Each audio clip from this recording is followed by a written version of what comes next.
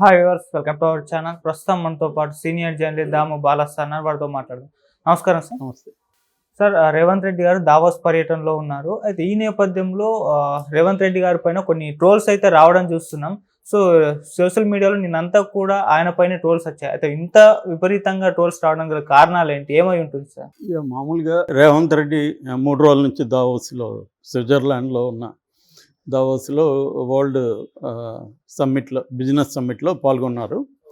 ఈ సందర్భంగా ఆయన మీడియాతో, అక్కడ ఇంగ్లీష్ మీడియా, ముఖ్యంగా ఇండియా టుడే వీళ్ళతో మాట్లాడినప్పుడు ఆయన ఇంగ్లీష్లో సరిగా మాట్లాడలేకపోయాడు అనేది ప్రధానంగా ట్రోలింగ్ జరుగుతుంది.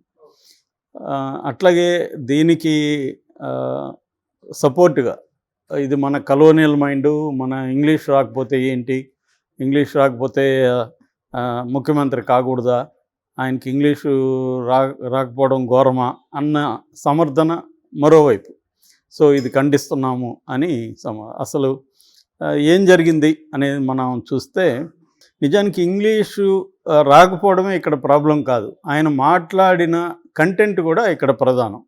ఆయన ఏం మాట్లాడాడు, వాళ్ళు ఏమడిగారు, ప్రధానంగా వాళ్ళు ఏమడిగారంటే, జనరల్గానే కొత్తగా వచ్చాడు కాబట్టి గతంలో కేటీఆర్ వచ్చేవాడు, ఇప్పుడు మీరు వస్తున్నారు ఏంటి తేడా అని అడిగినప్పుడు, ఈయన మామూలుగా అయితే ఎవరైనా ఏం చెప్తారు, గవర్నమెంట్ మారినప్పుడు కొత్తగా నేనున్నా కాబట్టి నేను వచ్చాను అనే పద్ధతులు చెప్పకుండా, అతను డూప్లికేటు నేను ఒరిజినల్ అనే పద్ధతిలో చెప్పాడు. సో ఇక్కడ అతను డూప్లికేట్ ఎందుకు అయ్యాడు, ఇతను ఒరిజినల్ ఎందుకు అయ్యాడు? సో దీని మీద ప్రధానంగా ట్రోలింగ్ జరుగుతుంది. ఇంగ్లీష్ అనేది కాదు ఇక్కడ, ఇంగ్లీష్ మీద కూడా జరిగింది, జరగలేదని కాదు. కానీ ప్రధానంగా నువ్వు దావోస్ పోయినా నీ స్ట్రీట్ లాంగ్వేజ్ మారలేదు నీది. నువ్వు ఇక్కడ స్ట్రీట్లో, వీధిలో ఒక భాష ఉంటుంది, బిజినెస్ సమ్మిట్లో ఒక భాష ఉంటుంది, ఒక కంటెంట్ ఉంటుంది.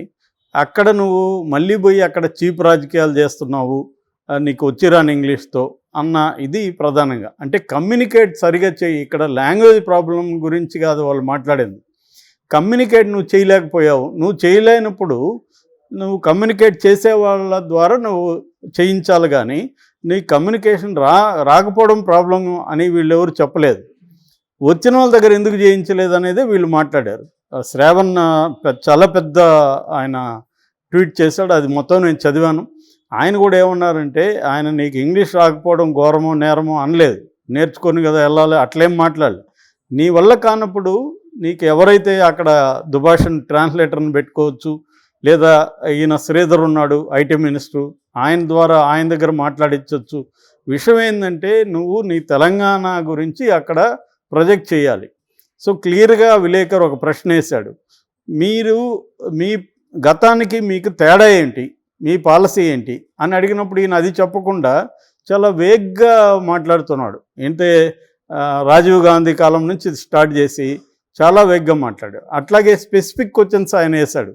అదేంటంటే, ఇక్కడికి మహారాష్ట్ర వచ్చింది, తమిళనాడు వచ్చింది, కర్ణాటక వచ్చింది, ఇలాంటి స్టేట్లు అంతా వచ్చినప్పుడు మీరు కూడా వచ్చారు, మరి కాంపిటీషన్ ఉండదంటే ఈయన ఏం చెప్పాడు, మాకు రాష్ట్రాలతో కాంపిటీషన్ కాదు, ప్రపంచంతోనే కాంపిటీషన్ అన్నాడు. That is also very vague answer. ఆయన స్పెసిఫిక్గా అడిగింది ఏంటి, ఇక్కడ మీరు భారతదేశంలో పెట్టుబడులు పెడుతున్నారు, ప్రపంచంతో నీకేం కాంపిటీషన్ ఉంది? ఇక్కడ క్లియర్గా నీకు పక్క రాష్ట్రాలతోనే కాంపిటీషన్ ఉంది. ఎందుకంటే అక్కడ వచ్చిన వాళ్ళు కూడా బిజినెస్ జర్నలిస్టులు, వాళ్ళకి వరల్డ్ వైడ్ కూడా బిజినెస్ మీద, అట్లాగే ఇండియాలో స్టేట్స్ బిజినెస్ మీద ఒక అండర్స్టాండింగ్ ఉంది. అలాంటి వాళ్ళతో మాట్లాడే పద్ధతి అయితే కరెక్ట్గా అనిపించలే నాకు కూడా, నేను చూసినప్పుడు. సో ఆ జర్నలిస్టు బిహేవియర్లో కూడా తేడా తెలిసిపోతుంది. సో ఇతను పొలిటికల్గా రియాక్ట్ అవుతున్నాడు, కానీ అతను అడిగిన దానికి క్లియర్గా చెప్పాలి. అప్పటికి అతను మళ్ళీ ఇంకో స్పెసిఫిక్ క్వశ్చన్ వేస్తాడు. అదేంటంటే, ఫర్ ఎగ్జాంపుల్ మహారాష్ట్రకి మీరు కంపేర్ చేసినప్పుడు మీకెందుకు పెట్టుబడులు ఇవ్వాలి, మీ రాష్ట్రంలో ఎందుకు పెట్టుబడులు పెట్టాలి అనేది అడిగాడు. దానికి కూడా వేగ్గా మాకు రింగ్ రోడ్ ఉంది, మాకు కల్చర్ ఉంది, మాకు హైదరాబాద్ ఉంది అని స్టార్ట్ చేశాడు. హైదరాబాద్ ఉన్నారు అందరూ, వాళ్ళకి తెలియదు, ఆ జర్నలిస్ట్కి తెలుదా మీకు హైదరాబాద్ ఉన్నట్టు? మీకు రింగ్ రోడ్డు ఏ సిటీలో రింగ్ రోడ్ లేని సిటీ ఏమైనా ఉందా? అది కాదు కదా. సో నువ్వు ఎలా ఫెసిలిటేట్ చేస్తావు, ఒక వ్యాపారం ఇక్కడ పెట్టాలనుకున్నప్పుడు వాళ్ళకి నువ్వు ఎలా ఫెసిలిటేట్ చేస్తావు, పర్మిషన్లు ఎలా ఇవ్వబోతున్నావు, ఫెసిలిటేట్ ఎలా చేయబోతున్నావు, గతంలో ఏమైనా ఇబ్బందులు ఉంటే దాన్ని తొలగించి నువ్వేం కొత్త పాలసీ ఏం తీసుకొస్తున్నావు, అట్లాగే నీకు ఇక్కడ ఇన్ఫ్రాస్ట్రక్చర్ ఫెసిలిటీ ఎలా ఉంది, ఇక్కడ మ్యాన్ పవర్ ఎలా ఉంది, వాళ్ళకి ఫెసిలిటీస్ ఎలా ఉన్నాయి, అట్లాగే ఈ సిటీలో పీస్ని ఎలా కంటిన్యూ చేయబోతున్నాం, ఇవి కదా చెప్పాలి. ఎవరైనా కూడా ఎనీ కామన్ సెన్స్ ఉన్నాడు ఒక బిజినెస్ మ్యాన్ వచ్చినప్పుడు ఏం చూస్తాడు అతను, ఇక్కడ ఇన్ఫ్రాస్ట్రక్చరు, ఇక్కడ బిజినెస్ పాలసీ ఏంటి, వీళ్ళు మనల్ని ఏడిపిస్తారా, లంచాల పేరుతో వేధిస్తారా, ఇక్కడ లోకల్ వాళ్ళకి ఉద్యోగాలు ఇవ్వలేదని మనల్ని బెదిరిస్తారా, తర్వాత ఇన్ఫ్రాస్ట్రక్చర్ ఉందా, రోడ్స్ ఉన్నాయా, ఎయిర్పోర్ట్ దగ్గర ఉందా, మిగతా ఇన్ఫ్రాస్ట్రక్చర్ దగ్గర ఉందా మనకి, అట్లాగే ఆ సప్లై చైన్కి మనకి ఇబ్బంది ఉండకుండా ఉంటుందా, ఇవన్నీ వాళ్ళు ఆలోచిస్తారు. సో ఆ బిజినెస్ మోడల్ని బట్టి, అది ఏ రకమైన బిజినెస్ బట్టి అవన్నీ ఆలోచిస్తారు. అవి నేను ప్రొవైడ్ చేస్తాను, ఇంకా బెటర్గా చేస్తాను కేటీఆర్ కంటే కూడా. గత ప్రభుత్వాలు కూడా వాళ్ళ పద్ధతులు చేసి నేను ఇంకా దాన్ని మెరుగుపరుస్తానని చెప్పడం మానేసి ఎంతసేపు అక్కడ పోయినా కూడా వీళ్ళని నిందించడం అనేది కనబడుతుంది. నిజానికి ఐటీ సెక్టర్లో కేటీఆర్ని కానీ కేసీఆర్ని కానీ తప్పుపట్టేది ఏమీ లేదు ఇక్కడ. అందుకనే హైదరాబాద్లో చుట్టుపక్కల దాదాపు 28 చోట్ల బీఆర్ఎస్కి ఎందుకు మంచి మెజార్టీ వచ్చింది అంటే ప్రధానంగా ఇదే కారణం. అంటే వాళ్ళు అర్బన్ ఏరియాస్లో వాళ్ళ డెవలప్మెంట్ క్లియర్గా కనిపిస్తుంది. సో వాళ్ళు కేటీఆర్ కూడా చాలా బాగా శ్రమించాడు ఇక్కడ కంపెనీస్ తీసుకురావడానికి. సో ఈ కంటెంట్లో కూడా ఆయన పూర్గా ఉన్నాడు. సో ఆయన ప్రిపేర్ అవ్వలేదా, లేకపోతే ఆయనకు ఓవర్ కాన్ఫిడెన్సా, ఇది తెలీదు. అంటే నేను డీల్ చేయగలనులే అనుకున్నాడా అనేది తెలియదు. కానీ ఏదేమైనా కమ్యూనికేషన్ ప్రాబ్లం అయితే ఉంది. ఇక్కడ లాంగ్వేజ్ ఆయనకు వచ్చారాదనేది అనవసరం. కానీ నీకు ఒక అందరూ ఇంగ్లీష్ మాట్లాడే చోట నేను వెళ్తున్నాను అనుకో, నాకు ఇంగ్లీష్ రాదు, అప్పుడు నేనేం చేయాలి? ఇంగ్లీష్ వచ్చిన వాళ్ళని పక్కన పెట్టుకోవాలి. వేరే మార్గం, ఈయనకి ఆ ఫెసిలిటీ ఉందిగా. ఆయన జయేష్ రంజన్ ఉన్నారు కూడా పక్కనే, చాలామంది ఉన్నారు. ఈవెన్ శ్రీధర్కి ఈయనకంటే బెటర్ ఇంగ్లీష్ వచ్చి అంటున్నారు.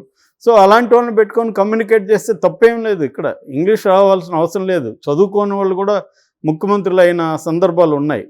ఇక్కడ అదేమీ ప్రాబ్లం కాదు.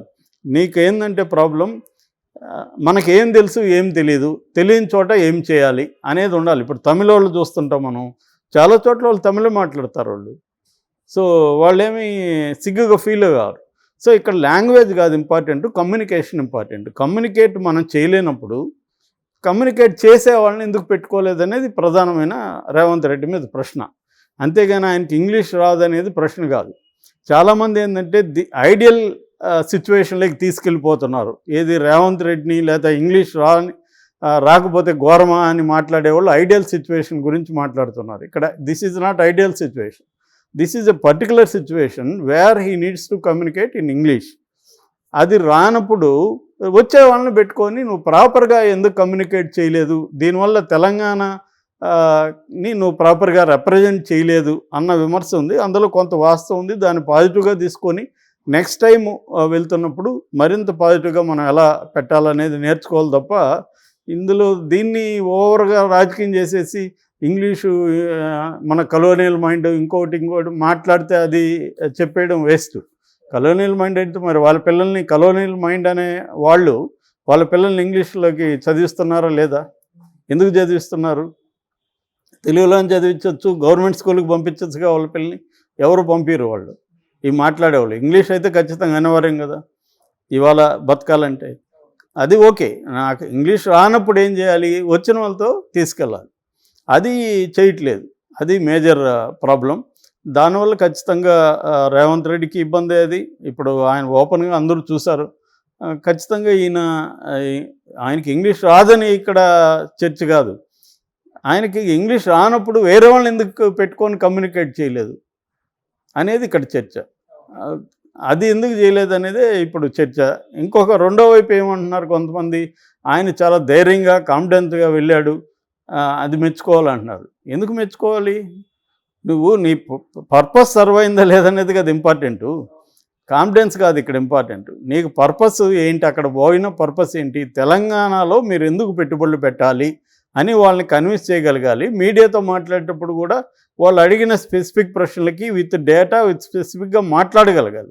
అది నువ్వు మాట్లాడలేని పరిస్థితుల్లో మాట్లాడే వాళ్ళని పెట్టాలి. That is this simple. అది వదిలేసి రేవంత్ రెడ్డికి ఇంగ్లీష్ రాదా వచ్చా అన్న చర్చే వేస్ట్ అసలు. ఆయనకి ఇంగ్లీష్ వచ్చా రాదా అనేది ఇమ్మెటీరియల్.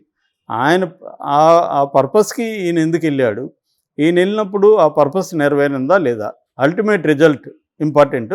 ఆ రిజల్ట్ అనేది కొద్ది రోజుల్లో తెలుస్తుంది మనకి, బిజినెస్ ఎంత పెట్టుబడులు వస్తున్నాయని. బట్ ఈ క్రమంలో ఆయన మీడియాతో మాట్లాడినప్పుడు కంటెంట్లో కూడా, లాంగ్వేజే కాదు, ఆయన చెప్పిన కంటెంట్లో కూడా ఒక క్లారిటీ కానీ ఒక అసెర్షన్ కానీ అదేమీ లేదు. అది లేకపోవడానికి ఆయన ఇంగ్లీష్ కారణమా తెలియదు. అప్పటికి హిందీలో కూడా షిఫ్ట్ అయ్యాడు ఆయన. హిందీలో షిఫ్ట్ అయినప్పుడు కూడా ఈ రాజకీయాలు మాట్లాడుతున్నాడు తప్ప వ్యాపారాన్ని నేను అట్రాక్ట్ చేయాలంటే ఏం మాట్లాడాలా అన్న ఒక క్లారిటీ కనిపించట్లేదు ఆయన. అది మేజర్ ప్రాబ్లం. దాన్ని లాంగ్వేజ్ చుట్టూ తిప్పడం అనేది కరెక్ట్ కాదు. ట్రోలింగ్స్ ఎటువైపు వాళ్ళన్నా అది బేసిక్గా.